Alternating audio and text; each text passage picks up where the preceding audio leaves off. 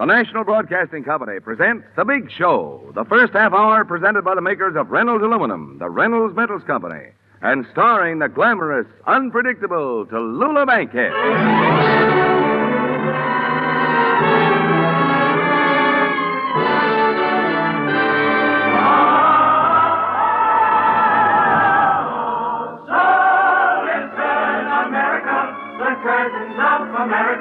We're going to fill your parlor full of stars. For the next hour and 30 minutes, you'll be entertained by some of the biggest names in show business. Such bright stars as Richard Easton, Phil Foster, Joe Frisco, Peter Lorre, Ethel Merman, Shepard Strutney, Meredith Wilson. And my name, darlings, is Tallulah Bankhead.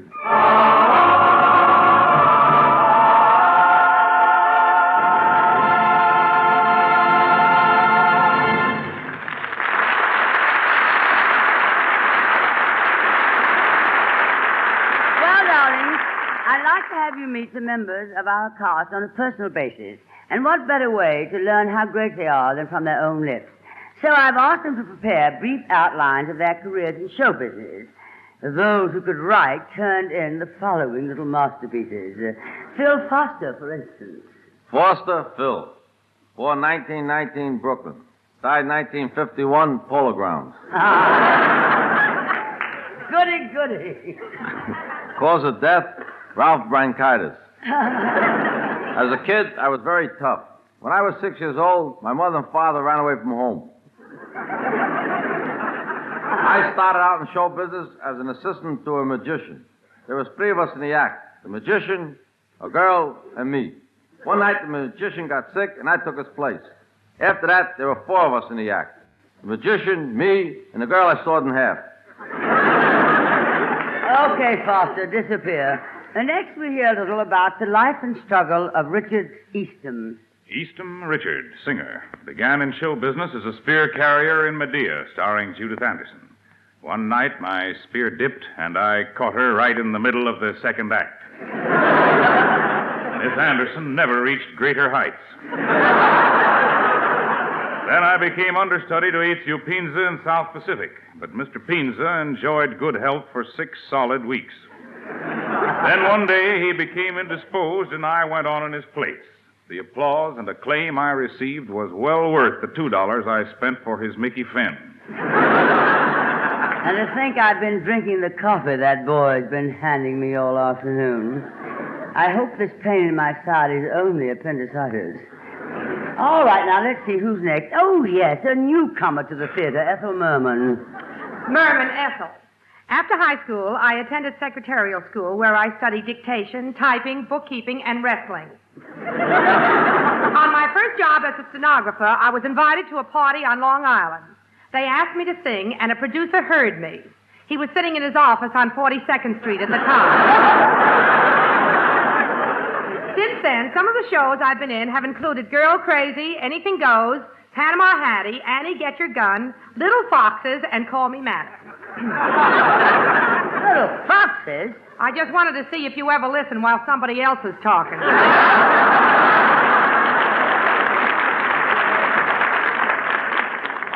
I always listen when she's talking. The only time I don't listen is when she's singing. Well, now we hear from a gentleman who is known in show business as the comedian's comedian, Mr. Joe Frisco. Frisco Joe. I started in show business rather late in life because as a child I studied a little.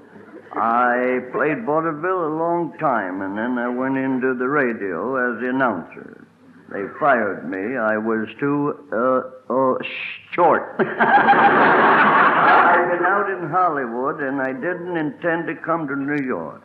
But I was down at the depot seeing a friend off, and before I could finish saying goodbye, the train had pulled into the Grand Central.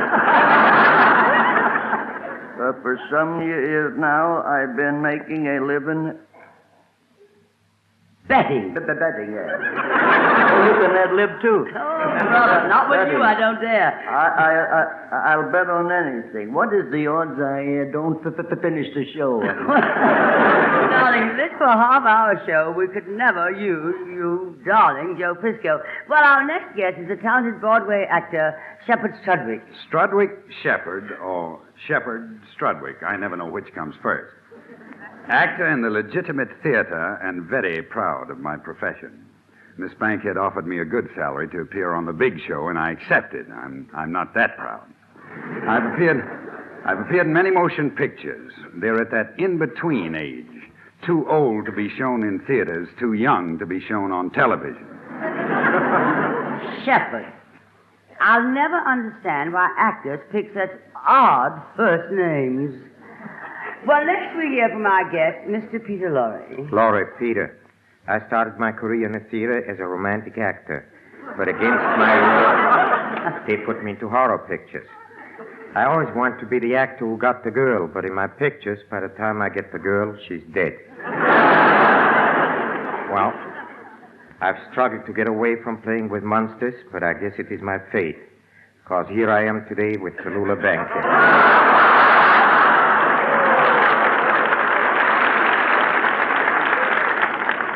Well, that's my fault. I'm just going to have to enunciate more clearly. I distinctly told them to get me Peter Lawford.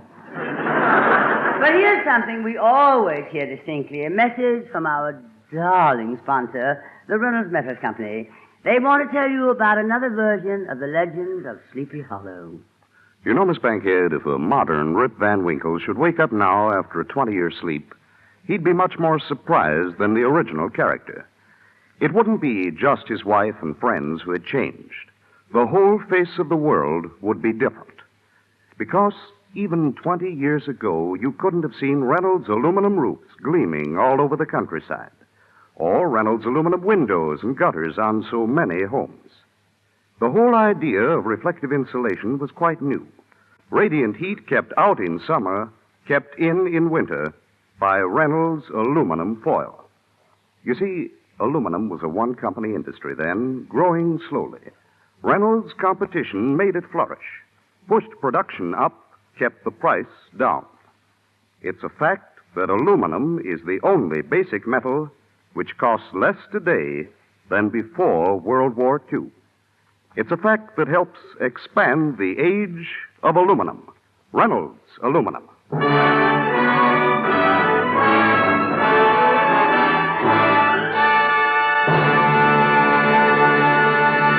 Well, darlings, Meredith Wilson has found a new, exciting, and inspirational song for his selection this week. It's The Unseen Rider. So, Meredith, if the orchestra and chorus are ready, let's gallop away, if you please, darling.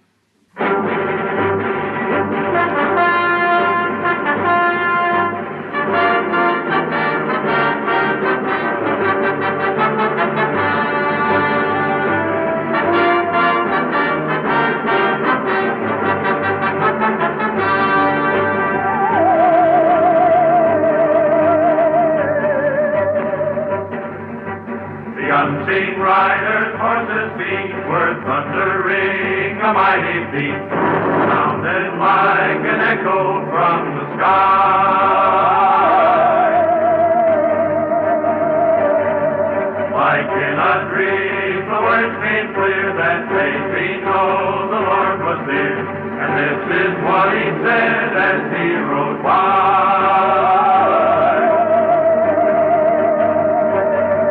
When the water in your canteen ain't enough to wet your lips, when your horse is getting weary, when your face is gray and slips, start praying to the Lord above to let the sun go down.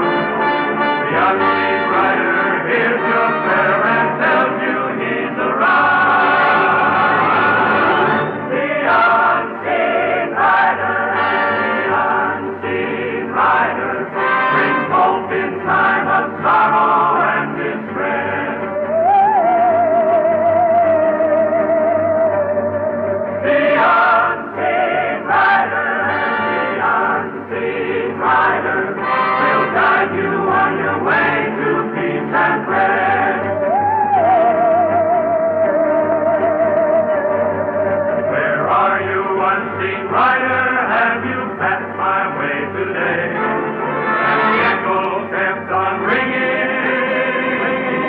as it travels on its way. As the echo fills the valley, a voice says, "You must pray."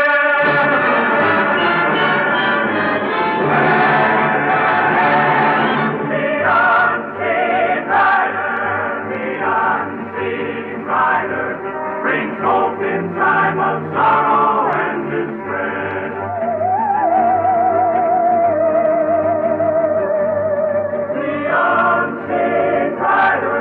The unseen rider will guide you on your way to peace and rest.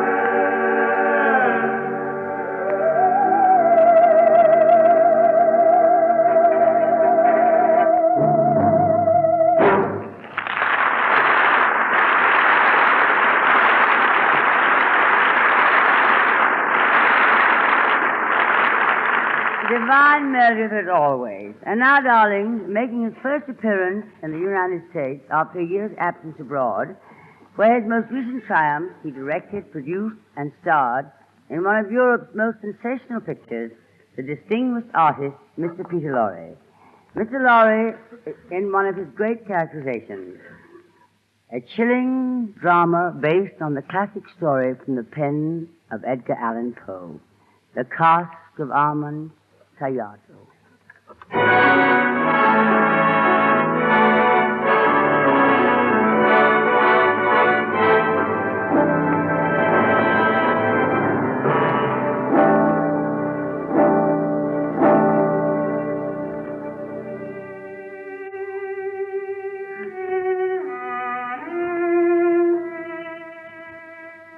The night is soft and amorous, gentle with distant music, and gay with faraway laughter of masked people playing at carnival time. But in the shadows near the great villa, there is discord. A guitar dragged by its carnival ribbons as a darkened shadow reels and with crazy caution makes his way towards the shining building.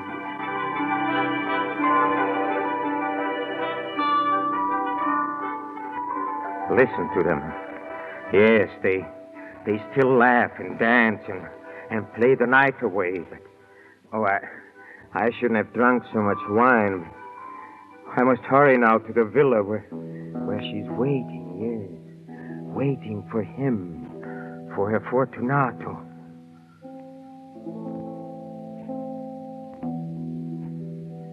Oh, you at last. Oh, you're like a beautiful painting, soft in candlelight. But your lips, they're cold, and your face, what has happened to your face? And your eyes, your white staring eyes, and the light that grows in them. No, you don't wait for me, you wait for him. Yes, sir. I should have known, but I did not want to know. I could not believe that you would fall for that too pretty face, for that pretty voice, those pretty things setting so pretty away. Oh, but now I know you. You wait, Wallen, and wait for your Fortunato. You know? No, you couldn't know, no. You only feel, yes. And while there is fear, there's life, huh? Just a little light, but it burns. It burns like a candle. The little wind of fear blows softly, and it whispers, he will not come. And then the candle flame flickers and almost goes out. But then a soft wind of hope whispers, he will come. He will. And the little flame struggles up with light. Yes, but he will not come. He will not come. Ever. Huh? Have I seen him? Have I seen your lover, Fortunato? Oh, of course I've seen him in the street, and I knew it was he because I heard the jingle of the little bells on his cap, and I knew him despite his jester's costume, And beneath the mask, I could read his foolish, pretty smile, and I took him and we went down to the dark passageways under my house on a hill, and I lighted the way with a candle and with many a bottle of my finest wines, and he followed me, laughing and excited at what I promised at the end where the tunnel stops in the living rock of the cliff. There, I said, there you shall taste my greatest treasure, my finest wine, a cask of ancient Amontillado.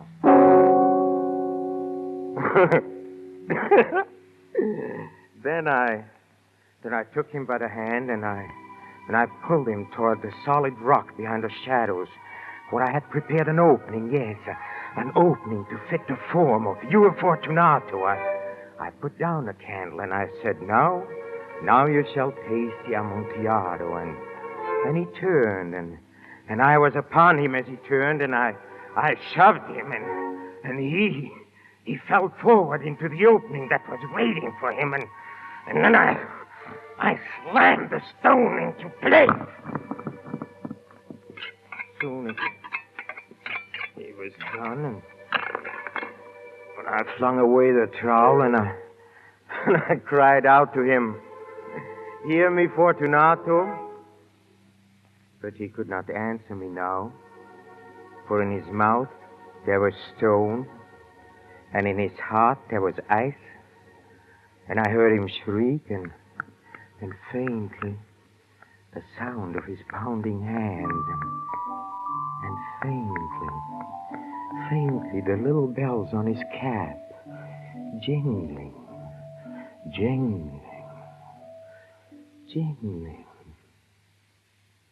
Then there was nothing, and I left the place where Fortunato is waiting.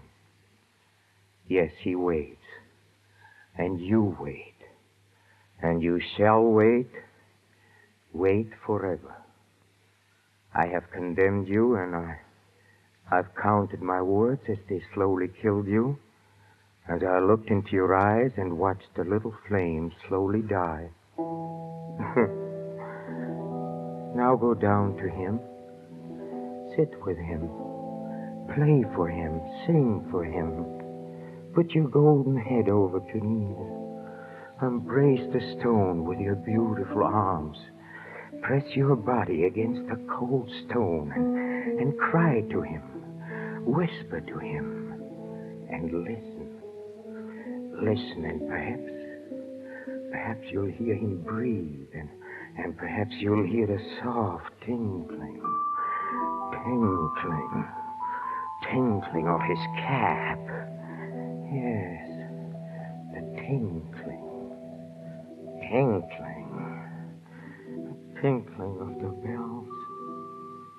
And so, dead among the living, may you wait for your Fortunato as he waits for you. And me, I'm condemned too, condemned forever by my own love.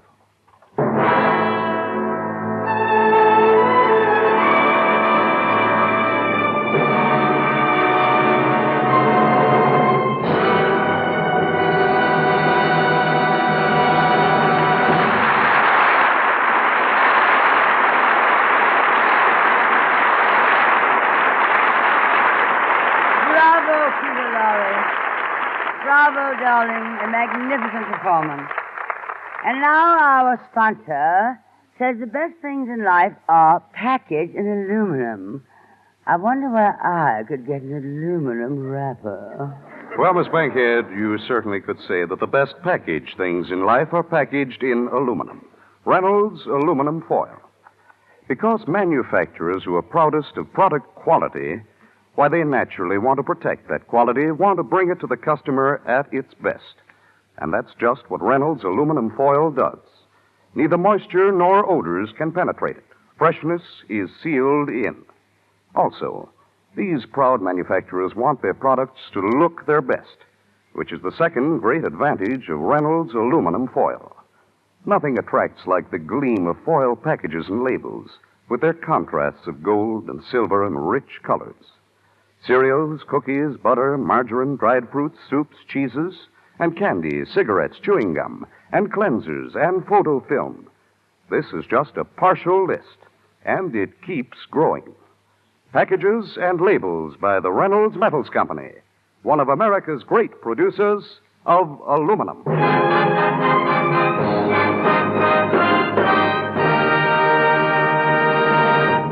Well, darlings, we've planned a little surprise for you all this week. Out in Hollywood on March 11th, they're celebrating Wistful Vista Day.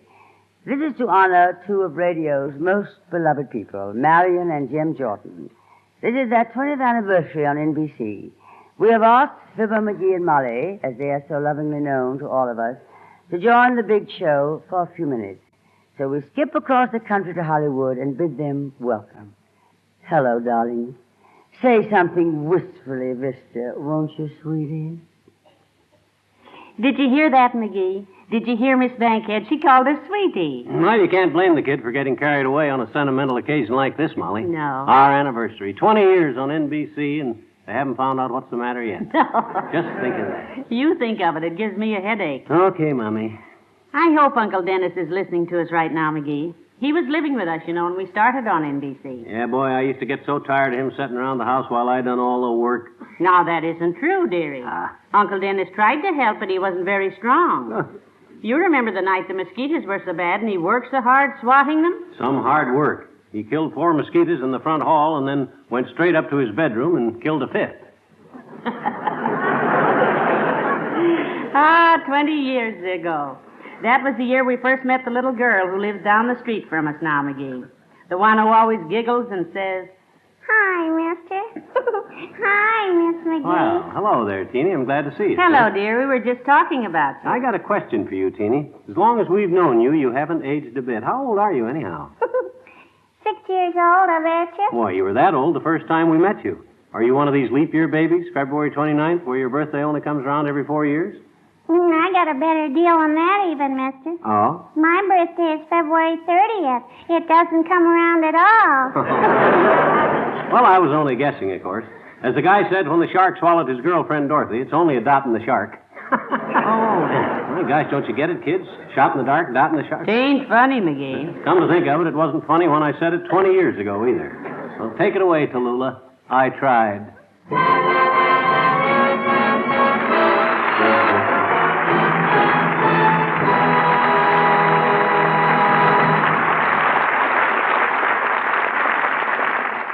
Congratulations, Marion and Jim Jordan, from all of us here. And may your hall closet continue to pile up with all those wonderfully hilarious things for another 20 years and another 20 years. All of our love does it. And now, let us go to another old-timer who for the past 20 years has been out of work. As a matter of fact, he's made a very nice living out of being out of work, haven't you, Joe Frisco? Thank you, Andy Devine. You were looking at a man, ladies and gentlemen, that's been in show business for 45 years, and I never played Harvey in my whole life. I played horses and dogs. I lost every day. Closing day here, I had a very good day. A man give me a ride home. I get the best handicap as Mr. Joe Massey and Danny Cronin, and still lose. I just got back from California. That's God's country. Out there, he can have it. There's 1,500,000 people out there, and if you're not in the movies, you're out of work. A song brought me out there, a song called California, Here I Come. That song inspired me and brought me out there. Had to wait 8 years to get a song to bring me back east. They finally wrote one called Get Out of Town Before It's Too Late. I had a good time out there, though. I didn't play into the movies. I worked in all the cafes. They don't pay a large salary, but it's a wonderful climate. You don't need an overcoat. Stars like Raft and Oakey and Cary Grant, they buy camel hair coats for $200 and carry them in their arm. They don't even wear them. My overcoat ran third in a parlay about 4 times. The more than I hocked the coat, the wind blew up. It's the home of unusual weather. That's the only place you can fall asleep under a rose bush in full bloom and freeze to death. I met a native son out there, and he was bragging about the climate. He says, we don't have any snow out here. We may have a little rain. There's a pretty remark. They may have a little rain is right. I knew a man, he worked for MGM. He built a little, what's like a train coming in. He built a little wooden home out in San Fernando Valley. It rained there about 4 years ago. He's down in New Orleans now with the same house.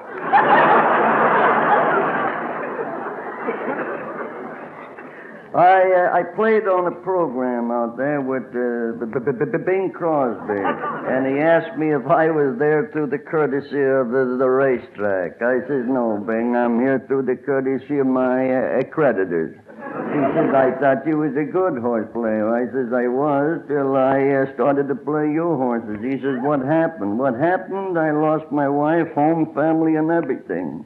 He says, well, your trouble's over now, Joe. I've sold my stable. I says, your trouble's over, but I got the habit now. But I'm going to a doctor that cures you from the horses. He says, I never heard of it. I ought to go to him, too. He says, where's his office at? And I says, about 1.8 miles from here. He says, you couldn't make it 1 3/16, could you? And I said, the doctor's an old man. I don't think he can go that far. He says, does the doctor take you off the horses cold? I said, no, he allows you to play a horse a day. And he really puts you on a diet like, yes, of a horse a day. And he says, did you have any trouble with him taking you as a patient? I says, he didn't want to take me. He asked me how long I played him. I lied to him. I played him 30 years. I heard him say to the girl in the other office, I got a mental case out here. He says, how did you know he was talking about you? I says, I was the only one in the room. It wasn't an entry.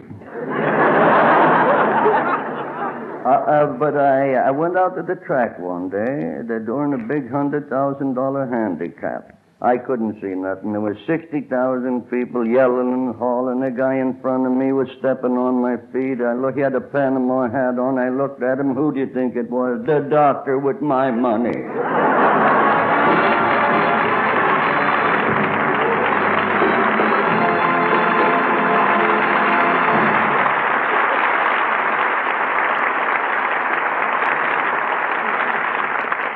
Thank you, Joe Frisco. You are wonderfully insane. Since you haven't done anything for so long, you must be rested up enough to come back a little later in our show, huh? Now a word from the darling Reynolds Metals Company about ice. Just ice, darling. Yes, Miss Bankhead, just ice. And Reynolds aluminum, of course. Aluminum ice trays are just about the most common demonstration of aluminum in every home, demonstrating the high conductivity that freezes water faster, and frozen foods, too. Demonstrating rust-proof cleanness and freedom from chipping, lightweight and bright appearance, qualities that make aluminum preferred in modern refrigerators, just as you prefer to wrap and cover foods in Reynolds Wrap, the original and genuine, the pure aluminum foil. It's hard to find Reynolds Wrap on store shelves today because military needs come first. But with aluminum production rapidly expanding, we hope there will be more soon. From the Reynolds Metals Company, pioneers of progress through aluminum. Songs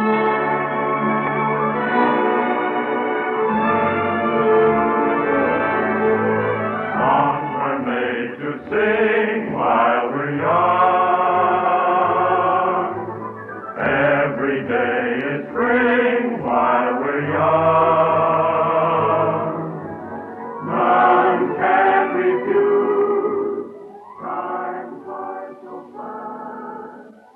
Before we go to Act 2 with Ethel Merman and our other guests, I just want to take a moment to ring my chime. This is NBC, the National Broadcasting Company.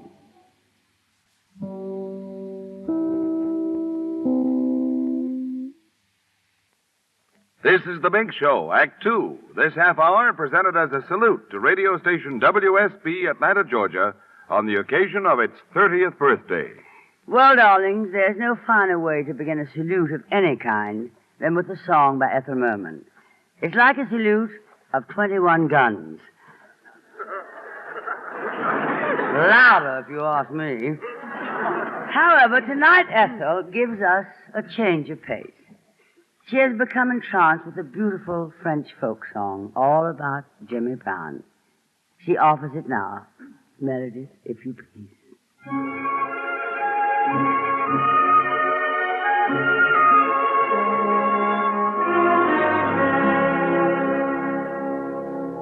There's a village hidden deep in the valley, among the pine trees half forlorn. And there on a sunny morning, little Jimmy Brown was born. So his parents brought him to the chapel when he was only 1 day old. That's the little fellow. Welcome, Jimmy, to the fold. All the chapel bells were ringing in the little village town, and the song that they were singing was for baby Jimmy Brown. Then the little congregation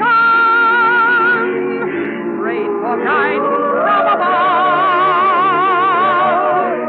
Lead us not into temptation, lest this hour of meditation guide him with eternal love.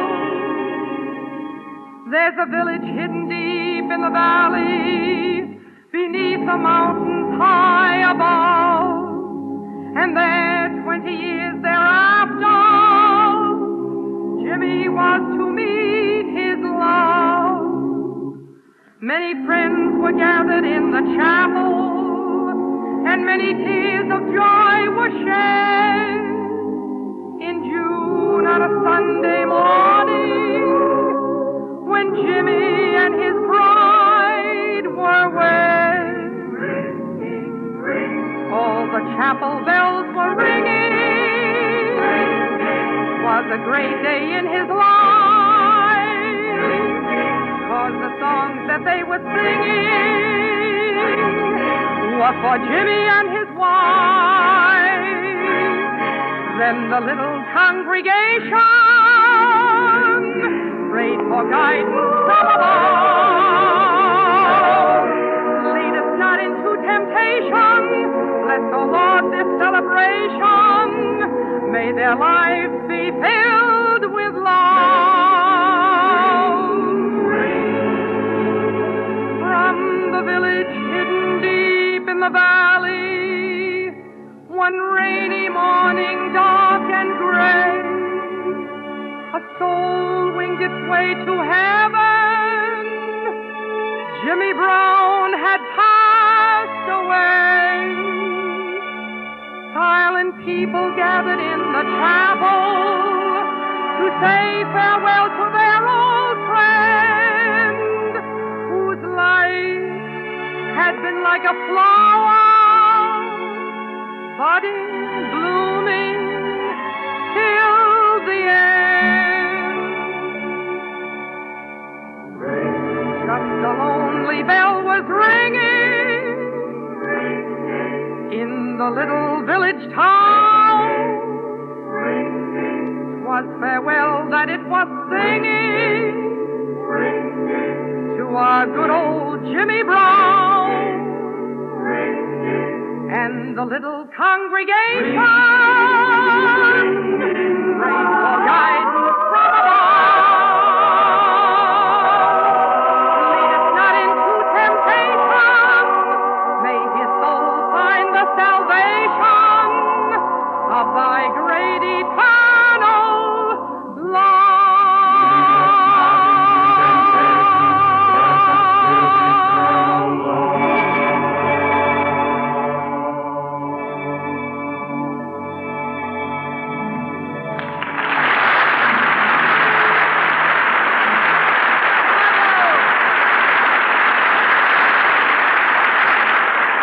Beautifully done, Ethel.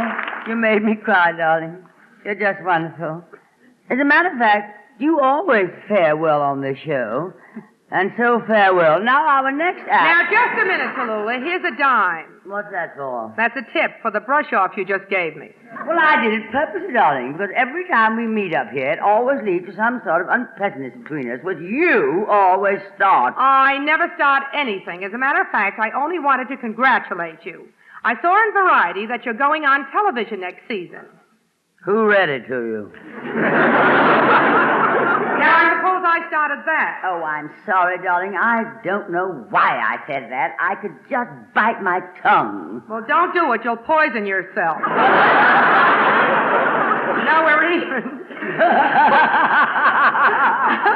How about this television, Tallulah? Are you really going on it next season? Oh, well, Ethel, darling, some men up at NBC have made some advances. Yes, but are you going on television? Well, I might, but how about you? Are you going to television after your play's finished, Ethel? No, I'm going into the movies. I'm going out to Hollywood to make the screen version of Call Me Madam. How cozy. And when it's finished, I'm going to send you a ticket to the first preview showing. Oh, never mind, darling. I'll see it on television. Well, that won't be for years. I'm in no hurry.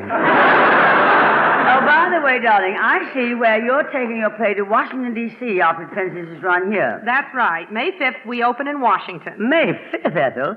Well, do you think there'll be enough business in Washington that time of year? Tallulah, by that time, the presidential candidates alone will fill the theater every night. Well, I hope you knock them speechless. Say, Ethel, that reminds me. You have a new leading man in your company now, haven't you? Yes, Dick Eastham. Tell me, Ethel. No. Oh. Well, I was only going to ask you to call him over here. I'd like to chat with him. Oh, sure. Oh, Richard, Tallulah wants to talk to you. Hello, darling. Well, hello, Miss Bankhead. I must say I'm quite amazed to find you so young and attractive and so friendly and so gracious. What do you mean, amazed? Who told you differently? Well, I think I'll go sit down. Richard, I have to introduce you so you can do your song. You're in Call Me Madam now, aren't you? You replaced Nick Lucas, didn't you? No, it's Paul Lucas, not Nick. You're thinking of Nick Kenny. Oh, no, I must have been thinking of the fellow with the accordion, Kenny Baker. No. That's Phil Baker. Oh, no, darling, that was Phil Spitani. I've got it now. Ladies and gentlemen, here is Mr. Richard Eastham, formerly with Phil Spitani's all-girl orchestra. Mr. Eastham, who is now appearing in Call Me Madam, will sing a song from South Pacific. He will be accompanied by a man who saw both those plays, Meredith Wilson. The song, This Nearly Was Mine. Meredith, if you please.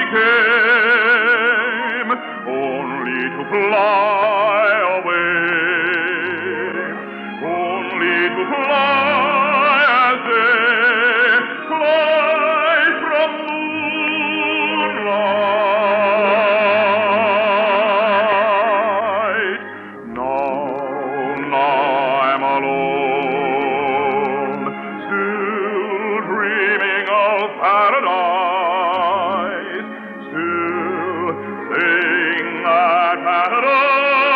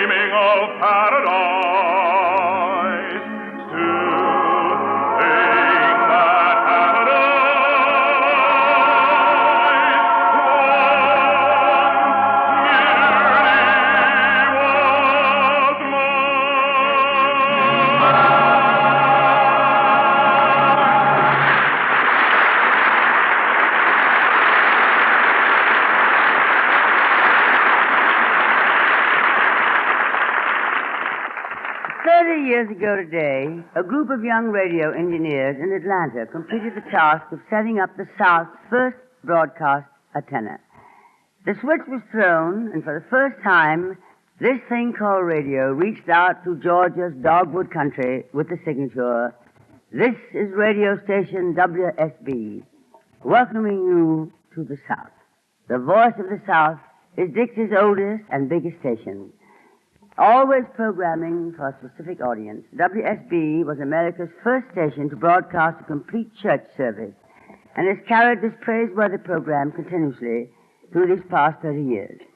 It also brought the South its first newscast and all-important farm reports. The now famous disc jockey programs were also originated by this progressive station of the Beach State. Peach State, I'm sorry, Georgia. From a 100-watt station in 1922, WSB has grown with Atlanta, the gateway to the South, to become one of America's most powerful and respected radio stations. Therefore, on this memorable occasion, on your 30th anniversary to WSB, the voice of the South, all of us here on the Big Show and the entire National Broadcasting Company offer our sincerest congratulations and thanks for your great contribution to the radio industry.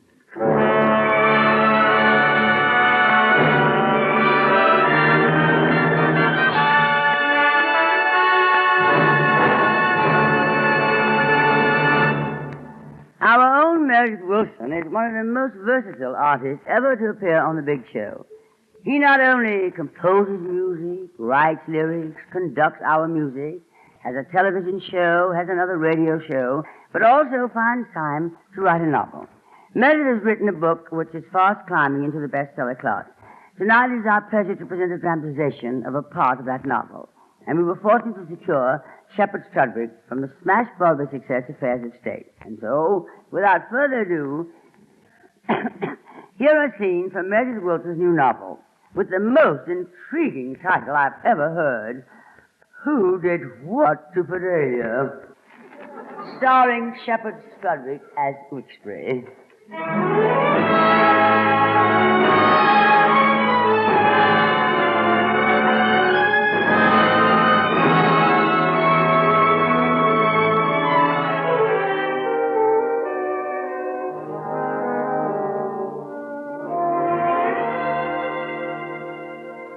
Who did what to Fidelia? Well, we are three who did. Spot Collis with his Broadway glibness and wisecracking cynicism. Then there's his sister, Florabelle, sure of a way around Park Avenue. And then there's me, Wixbury. Adelbert Wixbury, obnoxiously egotistical, sadistic, radio executive Wixbury. Although someone was kind enough to say this morning, my secretary, I guess, that I really have changed for the better. But our story begins in this case at the end, for Fidelia's missing, and there's a wake of sorts being held in Florabelle's flower shop. It's time I was getting over there, for I, more than any of them, have reason to find Fidelia.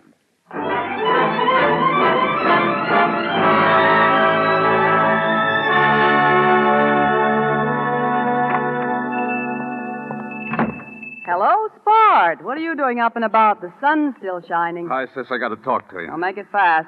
Gotta get this arrangement over at the Waldorf. Big order. Banquet piece. Money in the till, you know. Cut it out, Florabelle. I have things on my mind. You need a few bucks, boy? No, I've got to find Fidelia. Oh? She's gone. Do you know that? Yes. You know why? Wixbury flunked her on her audition. I warned him, and this is it. When I see him, I'm going to beat his brains Now, out. relax. Take it easy. You beat him up once. Let it go at that. Getting Wix won't ease your conscience. Well, what do you mean? Never mind for now. Here he comes. Florabelle, where's Fidelia? What's happened to her? I've got to find her. You already found her. Bart? All right, don't fight back. I'm not choosy. Bart Collis, if you hit him again, I'll turn you into the cops, so help me. It's okay. I wish he'd knocked me out. I couldn't feel lower. You turned the kid down on her audition, didn't you? Yes, I did, and I'm not sorry. I'm only sorry she got hurt. Oh, that's just great. What if she's gone down to the river and thrown herself in? Just because you had to play Nero in the stands and turn thumbs down. Now, hold the phone, you two. Let's not get emotional about Fidelia. All right. We met her. We learned to love her. We're somehow better people for having her pass briefly through our lives. Fidelia had something.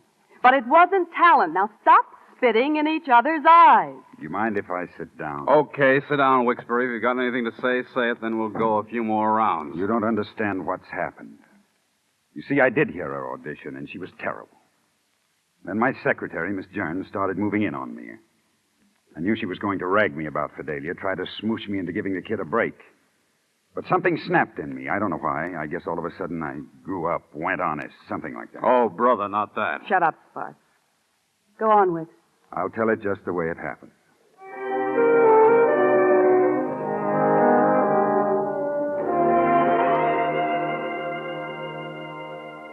Sit down, Miss Jern. You may want to quit when I get through what I want to say, but you're going to listen. First, I want you to understand why I've never in my life made any exceptions in the way I treat the struggling talent and so-called talent around here. Take a kid like Fidelia Parker, being falsely encouraged by everybody and his brother because of her big eyes and her gold hair. Look, honey, ever read the biography of a man named Johannes Brahms? The greatest composer of music this or any world ever saw. Brahms said that the way to stimulate talent is to stifle it, strangle it, choke it, ruthlessly and relentlessly. Understand? Look, there are hundreds of thousands of good kids all over the world, just like Fidelia Parker, who've got a lot of poison stardust in their eyes. Somebody has to be the doctor and take the rap. Somebody's got to be concerned enough about their future to be the villain and try to turn them out of a profession in which they can be less than mediocre at the very best. And you don't ever have to worry about cutting down somebody who happens to have real talent either. The percentage who have any honest to God-given gift compared to those who are only stage-struck is maybe 1 in a million.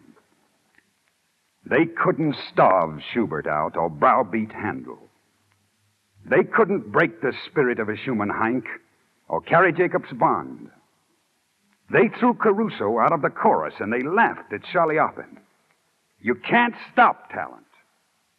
Real talent is an express train of hurtling iron and steel and steam. You can't derail it, can't sidetrack it. Fidelia has the courage, but she hasn't talent. Real talent. And all her courage and her work have been misdirected since she was a kid. Oh, no. Fidelia. Fidelia, how long have you been standing there? How much have you heard? Fidelia, wait! Fidelia, come back here!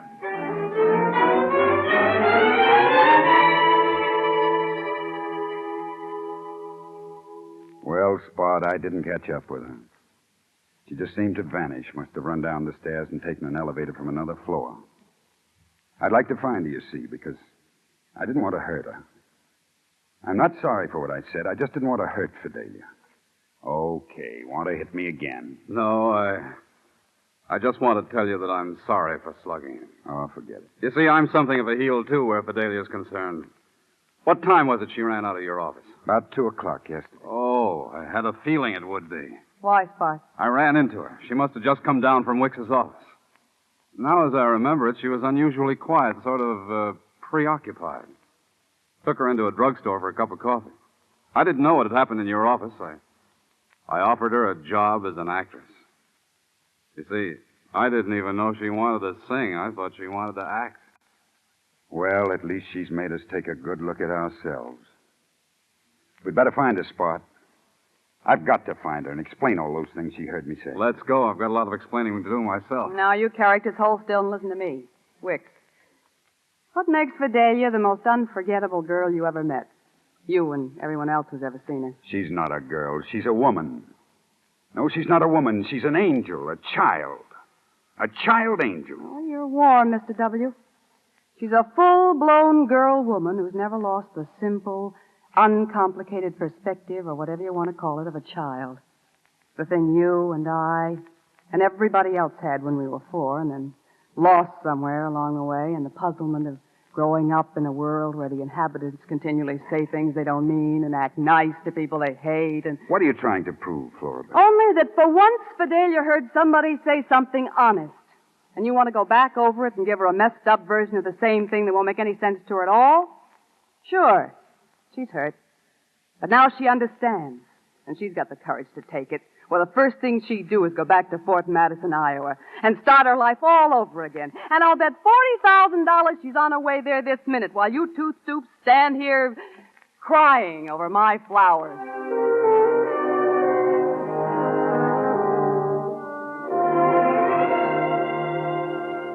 I just wanted to stop off here in the office for a moment, Spot, look over the mail, then we can go on and have that drink together. Go right ahead, Wicks. You know, another thing we owe Fidelia is that she's brought us together as friends. Right. But I still can't believe that she's gone. Wixbury speaking. Who? Wants an audition. What does she look like? What? Blonde, blue eyes, lovely. Fidelia. What's her name? What? Oh. Okay. From Akron, huh? Okay, ask her to wait. From Akron, huh? Name of Alma something or other. Look, Wicks, let's give her the biggest audition in town. Maybe this one's got something. If she's got real talent, we could give her a real break and kind of make it up to Fidelia. Now you're talking, boy. Let's put on our angel suits and strike a blow for Fidelia.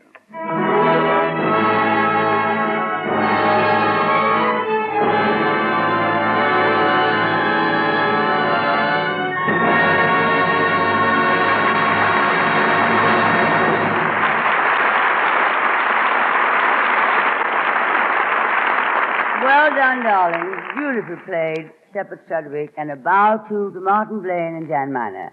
And to Meredith, congratulations. Your new book sounds like another bestseller. Just a minute, Tallulah. What happened with that new girl that came for the audition? Maybe we ought to do a sequel to Who Did What to Fidelia. Okay, we can call it What Did Fidelia Do to Wixbury and Scott? And make them do what they did to Alma by Meredith Wilson. Boy, I'm glad you said that instead of Joe Frisco. The show would have been over. Well, if Ethel Merman and Peter Lorre will join us, here is what did Fidelia do to et cetera, by et cetera Wilson. Now, Meredith, darling, if you will put down your typewriter and pick up your baton, we'd like some music, if you please.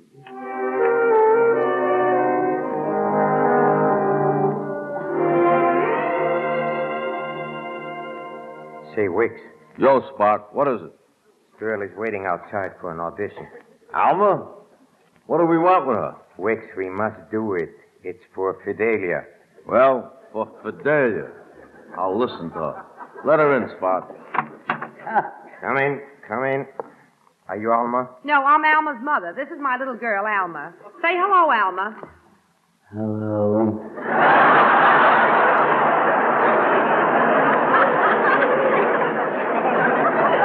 This is your daughter or your husband?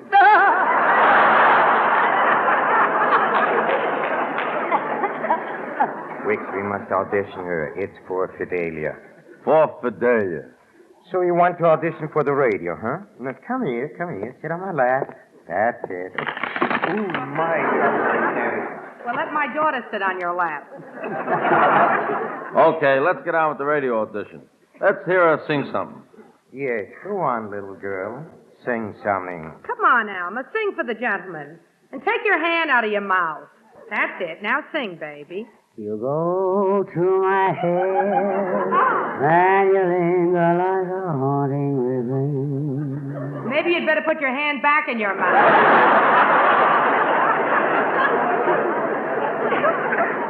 And I find you spinning round in my brain. What I could do to her brain with a pair of pliers. Her brain even a small tweezer. Remember Fidelia. Like a bubble in a glass of champagne. I think I'll go someplace and get drunk. What are you yapping about? It's my daughter. I gotta live with her. Go ahead, baby. You're killing him. Must it be such a slow death?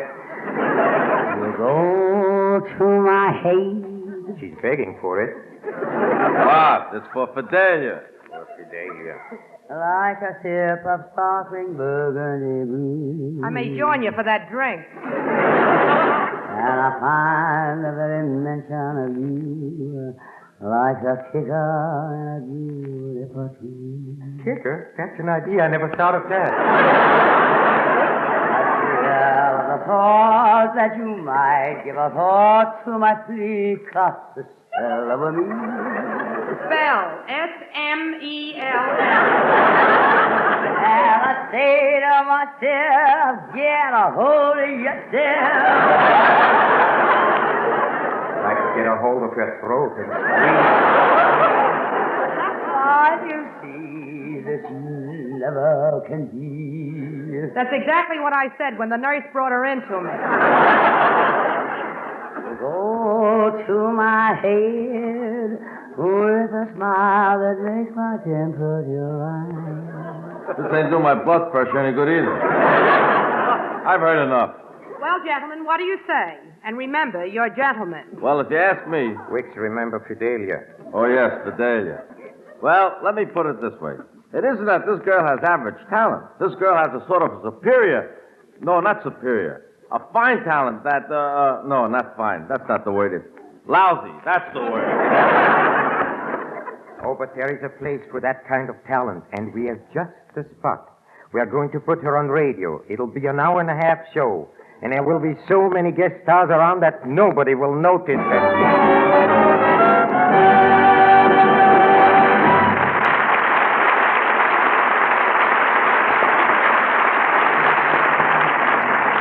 This portion of the Big Show, darlings, is presented as a salute to the South's first broadcasting station, WSB, Atlanta, Georgia, which today celebrates its 30th birthday. Congratulations, darlings, and many, many happy returns. Three chimes of silver, hear them ring, they're ringing throughout the troubled world. What happiness they bring. Three chimes of silver, ringing clear. Though 25 years have gone. We'll be back in a moment, just as soon as I ring my chime. This is NBC, the National Broadcasting Company.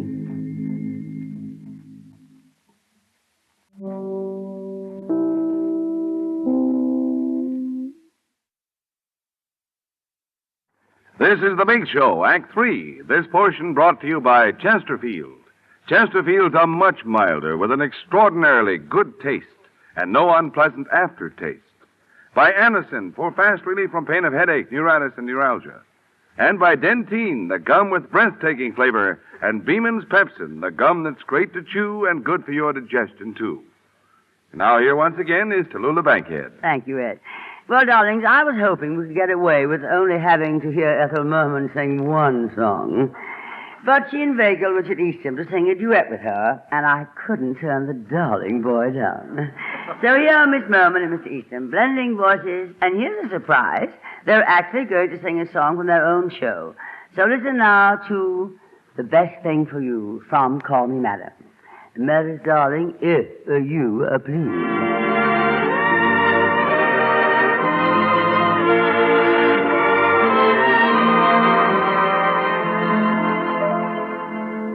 Let me say from the start, I don't pretend to be smart.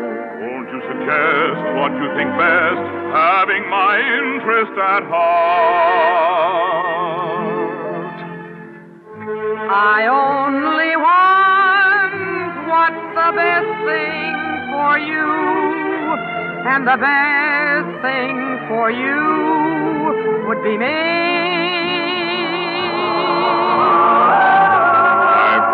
Convinced after thinking it through that the best thing for you would be me.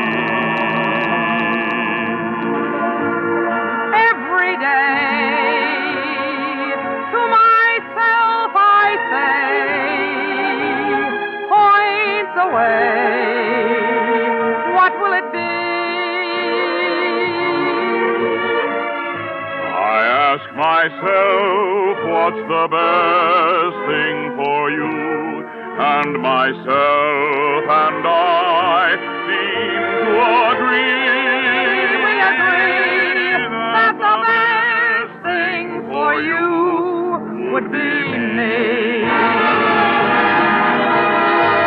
Every day to myself I say, point the way, what will it be? I ask myself, what's the best thing for you?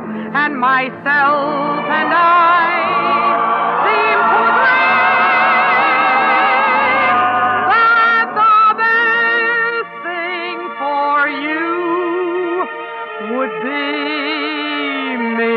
I tell myself that the best thing for you would be me.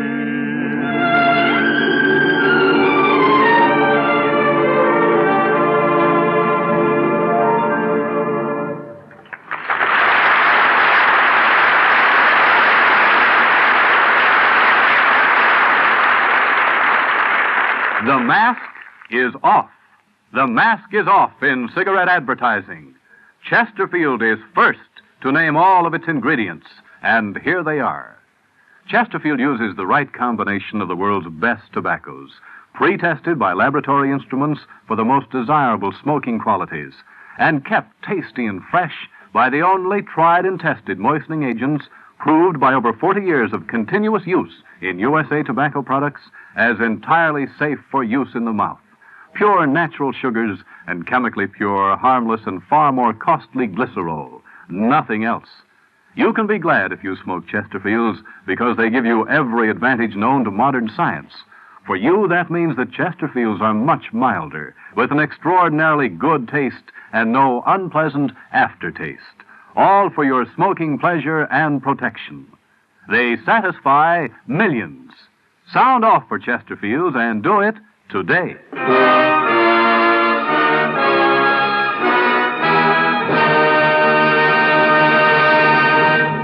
Well, now we come to an inning when the Brooklyn Dodgers always score heavily.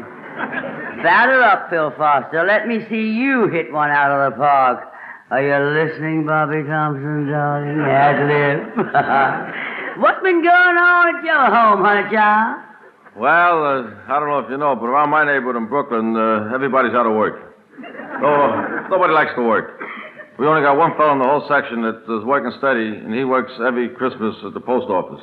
And so when I go home, my mother said to me very nicely, I hope you haven't been seeing Skylar, because he's a hydromatic vagabond. I said, Ma, stop being so fancy. What is that? What's a hydromatic vagabond? She said he's a shiftless bum. Well, I can remember when I was out of work, I used to live in Coney Island. That's the last block in America. The next block is Avenue A, Paris. So I used to get a quarter a day from my mother to look for a job.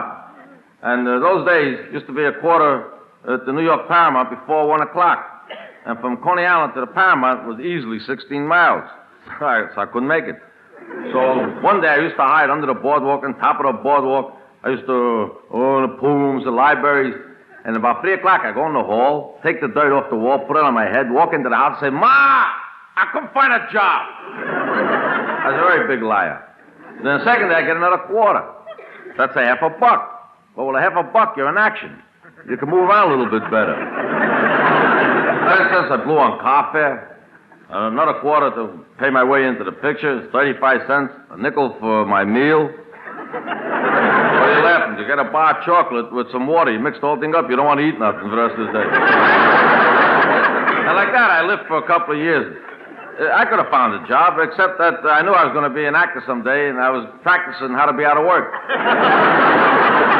So one day I woke up the second day, instead of having 50 cents, I got 30 cents. And there's a reason for that. The night before, I took out a girl. I blew 20 cents on her. Then I found out that she was going steady. I could have killed altogether. So here it is, 30 cents, 6:30 in the morning. What am I going to do? I'll walk to New York. How far could it be? So I went down Epstein Avenue. I turned left on 17th Street. This must be very interesting to the people from Iowa right now. But if you ever come to New York, you follow this route. You'll see it's very interesting.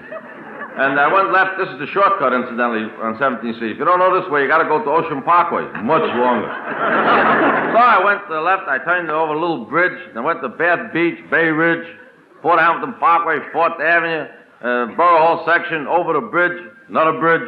And then I got to New York, Broadway. I finally got to the picture. I think I was too tired because I can't remember the picture. Then with the remaining nickel, I got on the subway. I came home. I walk in the house. There's my father, both feet stuck in a pail of water. I said, Pa, what happened to you? He went, I said to my mother, what's wrong with him? She said, he followed you.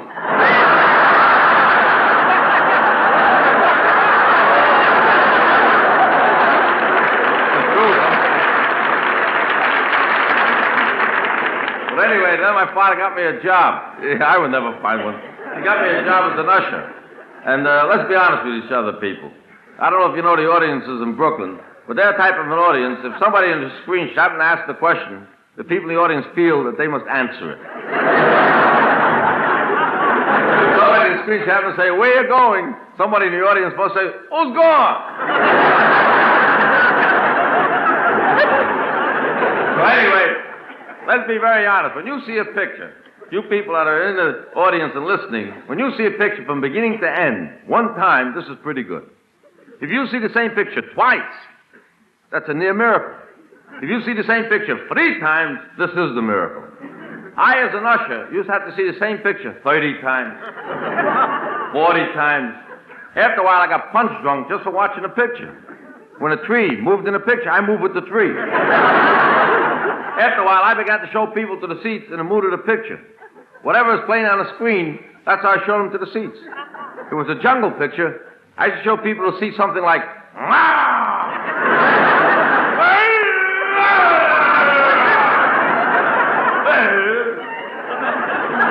and it was a Western picture of something like, howdy, partner.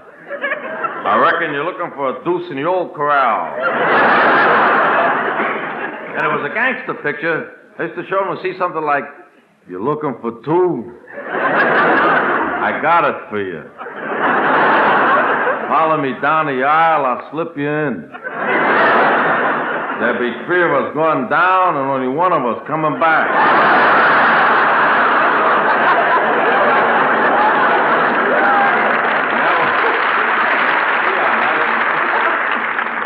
And that one wasn't me because I went on the stage. That's how I became an actor. Listen, don't fool around. This is a big week. And ladies and gentlemen, since this is the Meredith Wilson week on a big show, I have a song composed by Meredith.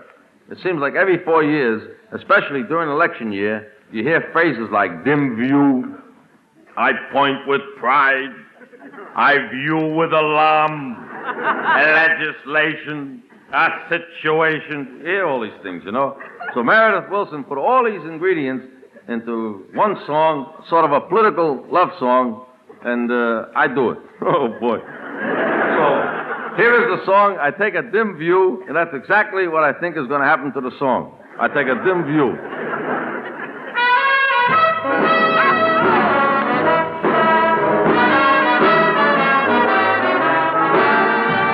I take a dim view of any situation that refuses to permit holding hands while we sit trying to fit in your father's easy chair. I take a dim view of any legislation that refuses to allow little pecks on your brow while I plow through the hairpins in your hair.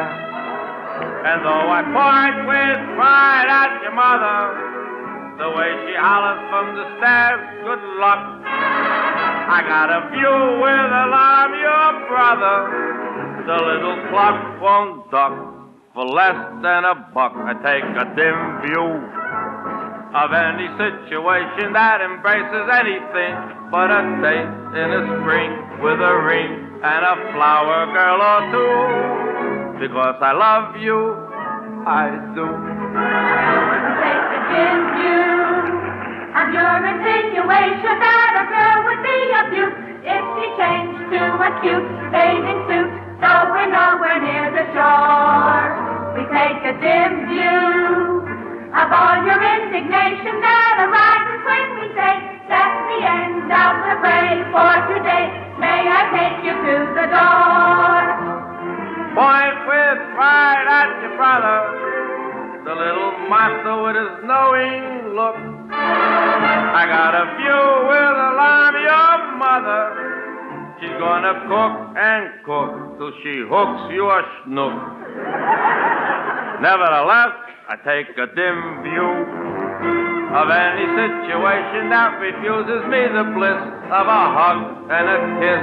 If I miss, it will break my heart in two. Because I love you, I do. Hey, Phil! You! We got news for you. We love you too. Hey, wow!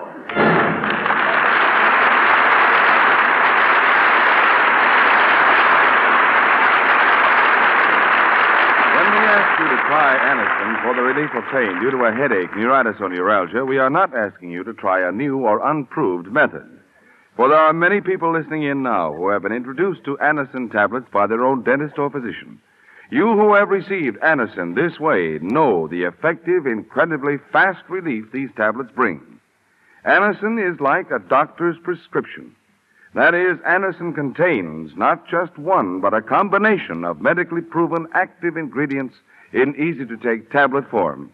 People by the thousands are using modern Anacin today instead of other ways. Doesn't their experience seem worth following? Try Anacin the next time you suffer pains from headache, neuritis, or neuralgia. You'll be delighted with the results. Ask your druggist for Anacin today. Anacin is spelled A-N-A-C-I-N.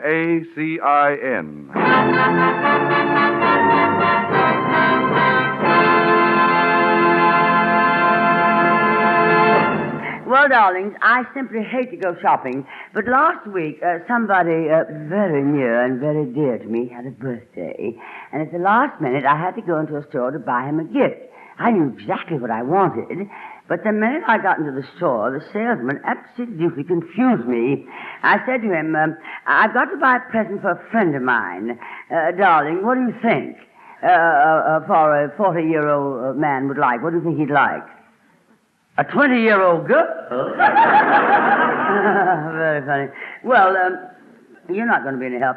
Luckily, I know exactly what I want. I'm thinking of giving him my picture. I think a frame might be nice. Oh, this is a nice frame right here. It's perfectly lovely. Of course, you can take out this horrible-looking picture, can't you? Oh, it's a mirror?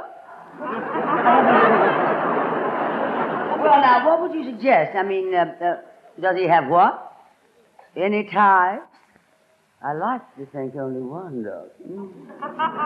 No, I think ties are a little too personal.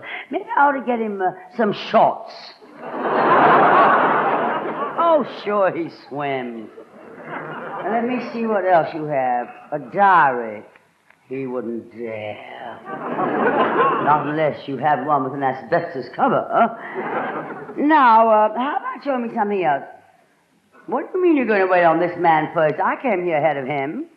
If you're going to make me stand here until you wait on this common, ordinary, tall, dimpled, attractive, blonde man... oh, well, go right ahead, sir. No, I have plenty of time. No, please, really, I have plenty of time. Go right ahead, darling. I'm in no rush. I mean, worry, hurry. Oh, nothing important. I was only trying to find something for a friend I used to know. Suggest something? Oh, of course. You go right ahead. And be as suggestive as you want to. Shirts? Oh, what an original idea. I always say it takes a man. What do you mean, for what? For anything, darling. Of course, I should have thought of shirts. Waiter, pilot, innkeeper. What do they call these salesmen? Oh, salesman, yes. Of course. Darling, you're not only handsome, but clever, aren't you? Salesman, I'd like to see some shirts, please. What material? Well, something like this gentleman is wearing. Do you mind if I just feel the... thank you. What, cold hands? Well, you know the old saying, cold hands, what is the rest of that? Oh, yes, cold feet. Thank you, darling. Yes, salesman, I'll take a shirt like my friend here is wearing. What do you mean, what size? Neck? Well, I hope so. Oh, neck size. Oh, well, let me see. Do you mind, Blondie? I'll just put my fingers around your neck and, no, just let me tighten my finger just a little there. That's the size I want. And by the way, salesman, I also like the color he's turning. That's the most interesting shade of purple. What do you think, darling? What? Oh, my finger's around you. Oh, yes, I'm sorry, darling. My, you look all worn out. Yes, I know. Shopping is so tiring. I say, how about you and I going next door and shopping around for a drink? Well, good. Just a moment. Oh, salesman, I'll take that shirt. Have it sent to me. What? A monogram? Oh, that would be lovely. Oh, yes, let's have a monogram. The initials? Well, now, let's not rush into these things before we see how they work out. I'll call you tomorrow and let you know whose. I mean what initials you should put on. Come along, darling. I just love to shop in men's stores. I always pick up the most divine things.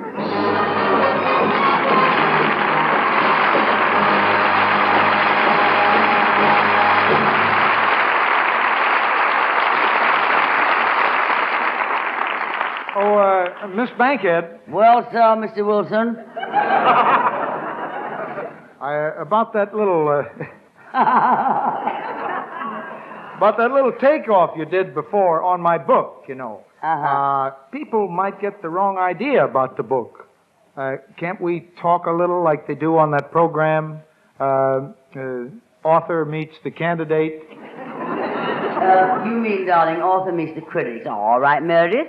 We'll set up a little forum here. You'll be the author, the cast will be the critics, and now we need a moderator. The moderator should be somebody literate, intelligent, fair-minded, talented, and who doesn't talk so much, so the people on the forum can talk. I accept the nomination. So while we're setting up our round table and our square heads, here is something else of interest to you. For breathless moments, for your breathless moments. Chew Dentine, the gum with breathtaking flavor. Dentine tastes so good. Dentine freshens your breath. Dentine helps keep your teeth sparkling, clean, and white. Dentine, the gum with breathtaking flavor. Before you go out, and always after eating, drinking, smoking, refresh your breath with Dentine. You'll love Dentine chewing gum, for Dentine has a wonderful, tingling, nippy flavor that lingers on and on. It's delicious. And remember, Dentine helps keep your teeth white, too. Keep Dentine handy. You'll enjoy refreshing your breath when you chew Dentine. So, for breathless moments, for your breathless moments, Chew Dentine, the gum with breathtaking flavor.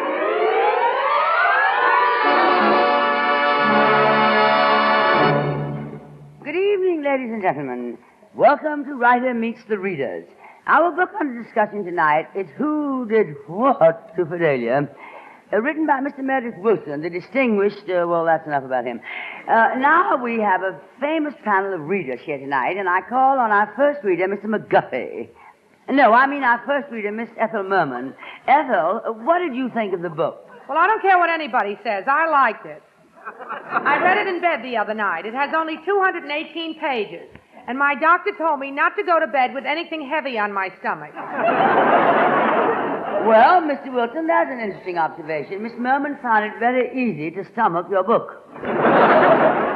Well, I'm glad she was able to digest it. The cover was a little binding. Wait a minute.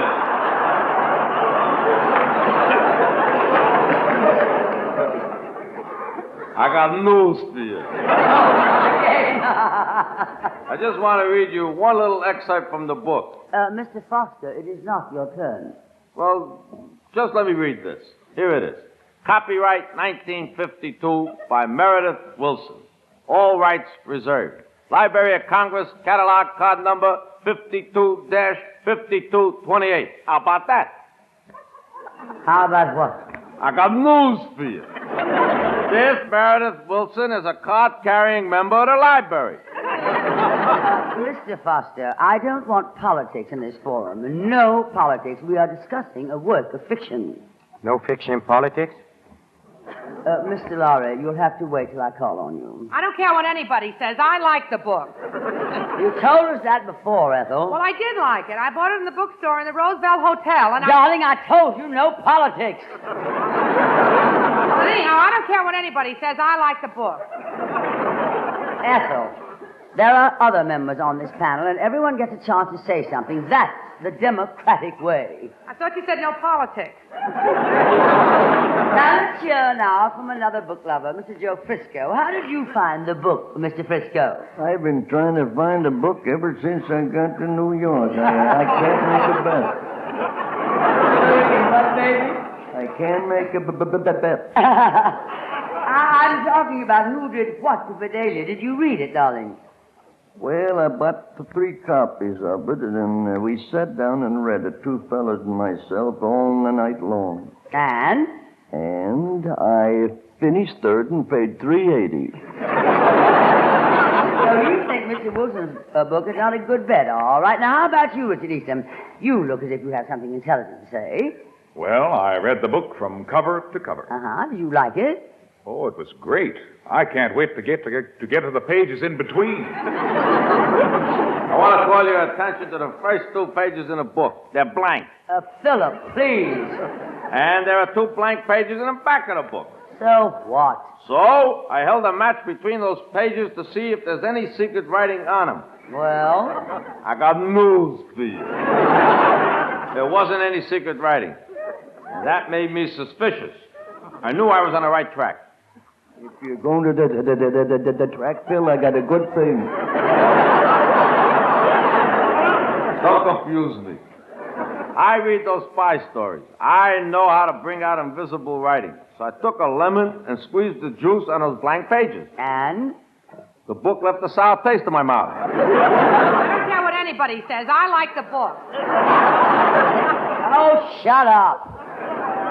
Let's hear from Shepard Studwick. I am happy to announce from the rock-ribbed coast of Maine to the sunny shores of California. Not so loud, darling. Don't stand so close to the mic. Why not? I like Mike. But I distinctly told you no politics. Miss Bankhead, may I say just Oh, a few... shut up. What do you know about this? Well, I wrote the book. We accept your apology. Now, let's hear from Peter Lowry. What is your opinion of the book, Mr. Lowry? Oh, I like it very much. I bought the book, and I've done away with several victims simply by sending them the book. And when they read it, they're bored to death. It's a wonderful book. Well, that's a very constructive book review. I think I'll send my copy to a friend. I'll autograph it. Darling, you simply must read this book right away. Love and goodbye, Betty, darling.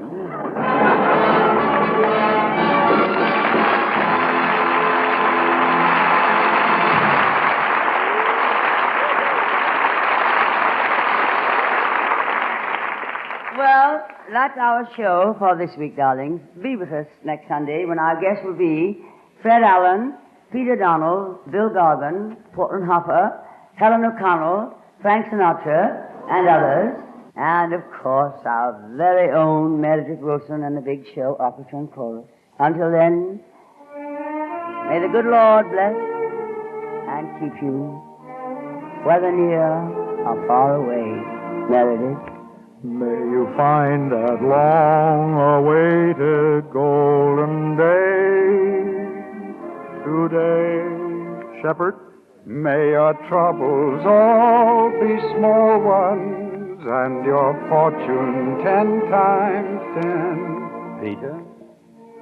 The good Lord bless and keep you till we meet again, Richard. May you walk with sunlight shining and a bluebird in every tree. May there be a silver lining back of every cloud you see.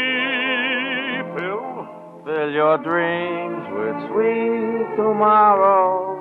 Never mind what might have been. Joe, may the good Lord bless you and keep you till we meet again. Ethel?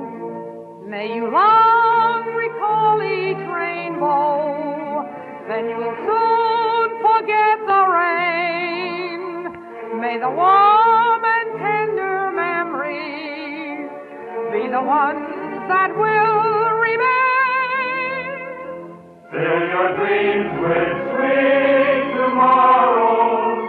Never mind what might have been.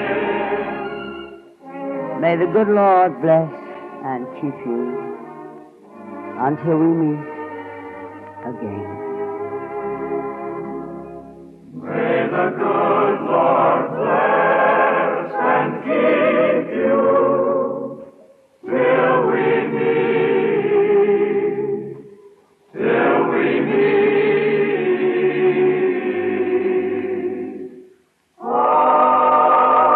again. And Godspeed to our armed forces everywhere. Good night, darlings.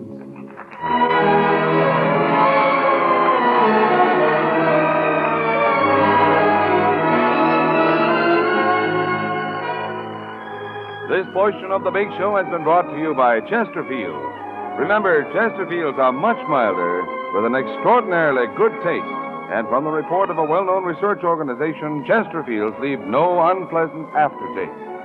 By Anacin for fast relief from pain of headache, neuritis, and neuralgia.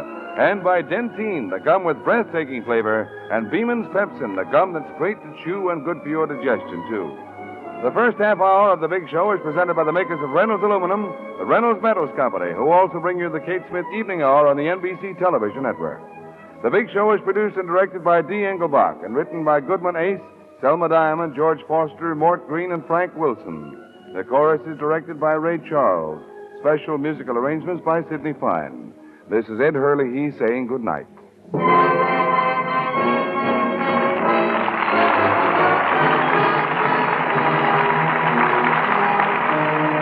Enjoy American music with Phil Harris and Alice Faye next on NBC.